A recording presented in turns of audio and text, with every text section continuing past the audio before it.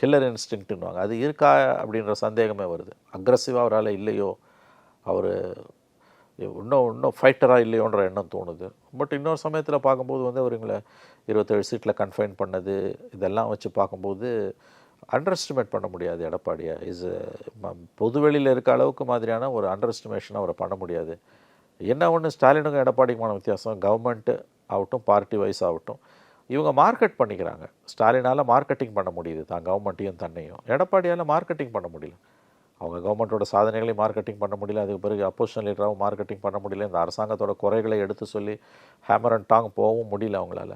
ஓரளவு அவங்க சாதிக்கிறத மார்க்கெட்டிங்கும் பண்ண முடியல. அதுதான் அவங்களுடைய பலவீனம்.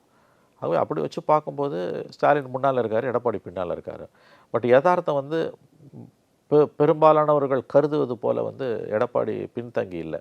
அவர் ஃபைட் பண்ணிக்கிட்டு தான் இருக்கார். பண்ண வேண்டிய அளவுக்கு பண்ணலன்றது வேணால் உண்மையாக இருக்கலாம். இன்னொன்று, தான் சாதித்ததையும் மார்க்கெட்டிங் பண்ண அவரால் பண்ண தெரியல அவருக்கு. அது அவருடைய பலவீனம்.